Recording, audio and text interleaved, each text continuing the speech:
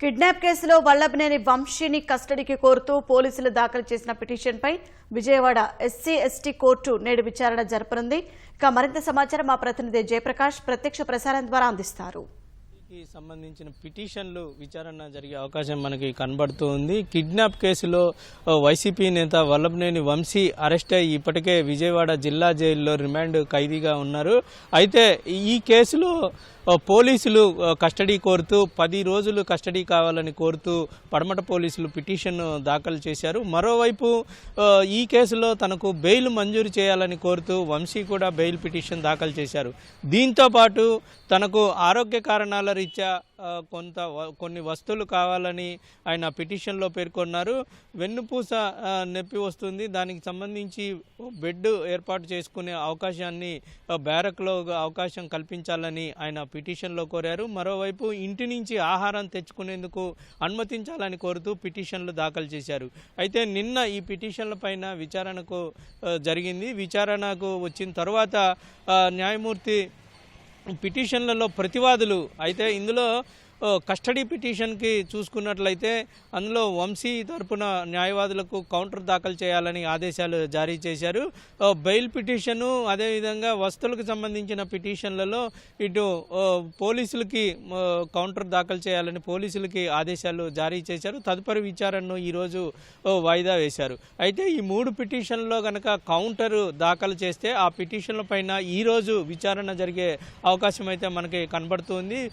ఈ 3 పిటిషన్లు విజయవాడలో ఉన్నటువంటి ఎస్సీ/ఎస్టీ ప్రత్యేక న్యాయస్థానంలో విచారణకు రానున్నాయి. ఒకసారి కేసు పూర్వపరాలు కనుక మనం చూసినట్లయితే ఇప్పటికే ఇటు గన్నవరం టీడీపీ కార్యాలయం పైన దాడి కేసులో ఉన్నటువంటి ఫిర్యాదుదారుడు తనకే సంబంధం లేదు అని చెప్పటము, ఆ తర్వాత అసలు ఎందుకు ఈ విధంగా జరిగిందని పోలీసులు దీనిపైన ఫిర్యాదు తీసుకున్న తర్వాత పోలీసులు దీని మీద ఇన్వెస్టిగేషన్ చేశారు. అందులో వంశీ అదేవిధంగా వంశీకి సంబంధించిన అనుచరులు ఇందులో మధ్యవర్తిత్వం చేసి అతన్ని బెదిరించారు.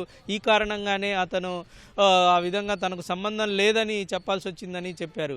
అయితే ఇదే కేసులో వంశీ అదేవిధంగా మరికొంతమంది మొత్తం 12 మంది పైన కేసు నమోదు చేశారు. ఇప్పటికే ప్రస్తుతం 5గురిని అరెస్ట్ చేసినట్లు మనకు తెలుస్తుంది. మిగతా నిందితులు చాలా కీలకంగా ఉన్నటువంటి నిందితులు కొమ్మకోట్లు అదేవిధంగా రంగా రాము ఇట్లా వీళ్ళు దాదాపు ఒకళ్ళు డబ్బులు సమకూర్చగా మరొకరు ఇద్దరి మధ్య వంశీ అదేవిధంగా ఇటు సత్యవర్ధన్ మధ్యవర్తిత్వం చేశారనేటువంటివి తెలుస్తూ ఉన్నాయి. అయితే మొదట తనకే సంబంధం లేదు ఇరికించారు అనేటువంటిది వంశీ చెబుతున్న నేపథ్యంలో తాజాగా ఒక వీడియో వచ్చింది. ఆ వీడియోలో హైదరాబాద్లో ఎక్కడైతే వంశీ ఉంటాడో ఆ వంశీ ఉన్నటువంటి అపార్ట్మెంట్ వద్ద లిఫ్ట్లో ఇద్దరు అక్కడ ఉన్నట్లు వాళ్ళతో మాట్లాడుతున్నట్టు మనకి స్పష్టంగా వీడియో కూడా కనపడింది. అంటే ఖచ్చితంగా దీని వెనకాల వంశీ హస్తం ఉందనేటువంటిది ఖచ్చితంగా మనకి స్పష్టమవుతుంది.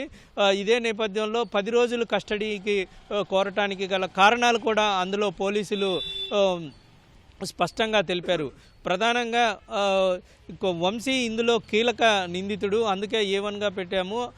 ఈ వంశీని కనుక ఒక 10 రోజులు కస్టడీకి తీసుకొని విచారిస్తే ఇందులో ఇంకా ఎవరెవరు ఉన్నారు, ఏ విధంగా జరిగింది, ఎందుకు బెదిరించారు అనేటువంటి విషయాలన్నింటినీ పూర్తిగా రావాల్సిన అవసరం ఉంది. ఖచ్చితంగా వస్తాయి. ఇందులో ప్రాథమికంగా కొన్ని మేము ఆధారాలు సేకరించాము. అయితే ఎప్పుడు నుంచి ఈ లావాదేవీలు జరుగుతున్నాయి, మధ్యలో ఎవరెవరు తనకు సహకరించారు, అదే వంశీయే ఈ విధంగా చేశాడా, వంశీ వెనుక ఇంకెవరైనా కీలక నేతలు కానీ కీలక వ్యక్తులు కానీ ఇంకేమైనా ఉన్నారా అనేటువంటిది తెలుస్తుంది. మొత్తం ఇందులో డబ్బులు కూడా చేతులు మారినట్లు, డబ్బులు విషయం కూడా మాట్లాడుకున్నట్లు తెలుస్తుంది. ఆర్థికంగా సాయం చేస్తాము అనే హామీ ఇటు వంశీ నుంచి కూడా వెళ్ళినట్లు తెలుస్తుంది. ఇదే నేపథ్యంలో ఇదంతా కావాలని రాజకీయ దురుద్దేశపూర్వకంగా తనను ఇరికించారని అటు వంశీ కూడా